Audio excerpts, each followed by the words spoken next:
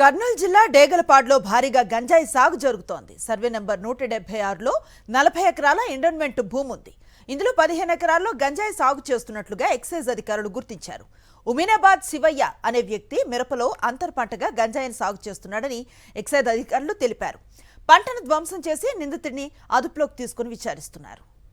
కర్నూలు జిల్లా డేగలపాడులో వెలుగు చూసింది ఈ ఘటన. పక్కా సమాచారంతో దాడులు నిర్వహించిన అధికారులకి ఈ గంజాయి సాగు వ్యవహారం వెలుగులోకి రావటం కలకలం రేపుతోంది. పూర్తి సమాచారం మా కరెస్పాండెంట్ అందిస్తారు.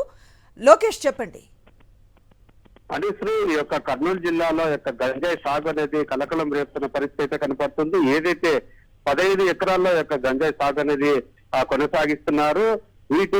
వీటి గురించి యొక్క అధికారులకు పూర్తిగా సమాచారం రావడంతో యొక్క అధికారులు మెరుపు దాడులు నిర్వహించి ఈ యొక్క గంజాయి సాగు సంబంధించిన ఈ యొక్క పంట పొలాన్ని కూడా వీళ్ళు స్వాధీనం చేసుకున్న పరిస్థితి కనపడుతుంది. ఏదైతే డేగులపాడు గ్రామ రెవెన్యూ పరిధిలోని సర్వే నంబర్ 176 ఈ యొక్క విస్తీర్ణము 40 ఎకరాల్లో ఎండోమెంట్ భూమి కలదు. దీనిలో 15 ఎకరాల్లో భూమిని రైతులు సాగు చేస్తున్నట్లు రెవెన్యూ అధికారులు అయితే చెప్తున్నారు. అయితే మిరప పంటతో పాటు ఈ యొక్క అడిషనల్ గా ఈ యొక్క గంజాయిని కూడా పండించడం జరుగుతుంది. ఈ నేపథ్యంలోనే ఈ యొక్క అధికారులకు సమాచారం ఉంది. అంటే పూర్తిగా ఈ యొక్క ఎవరైతే ఈ యొక్క గంజాయి పండిస్తున్నారో అతను టీడీపీ నాయకుల దగ్గరికి వెళ్ళడం జరిగింది. ఏ విధంగానైనా కానీ తన మీద ఉన్న ఒక మచ్చను చూపేయాలంటూ అతని యొక్క టీడీపీ నాయకుడిని ఆశ్రయించడం జరిగింది. ఏదైతే యొక్క గంజాయి సాగు అనేది ఆ టీడీపీ నాయకుల యొక్క కనుసంధంలో జరుగుతున్నట్లుగా ఆరోపణలు అయితే ఉన్నాయి. పూర్తి స్థాయిలో ఈ యొక్క రెవెన్యూ అధికారులతో పాటు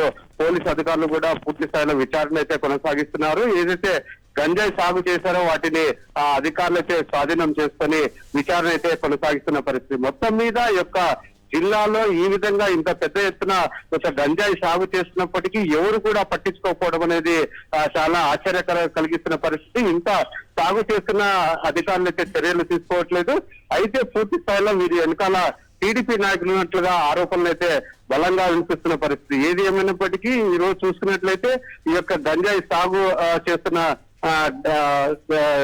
వ్యవహారం అనేది బట్టబయలైన పరిస్థితి. అధికారులు అయితే కేసు నమోదు చేసుకొని విచారణ కొనసాగిస్తున్నారు. అతను మాత్రం పూర్తిగా పరారయ్యి టీడీపీ నాయకుల చెంత చేరినట్లుగా సమాచారం అందుతుంది. అయితే దీని వెనకాల టీడీపీ నాయకులు ఉన్నారా లేకుంటే అతనే ఈ యొక్క గంజాయి సాగు చేస్తున్నారా అనేది విచారణలో బయటపడుతున్నది. పూర్తి స్థాయిలో ఇటువంటి గంజాయి వాటి మీద చర్యలు తీసుకోవాలంటూ ఈ యొక్క కర్నూలు జిల్లా ప్రజలైతే కోరుతున్న పరిస్థితి అనొచ్చు. Right, thank you Lokesh.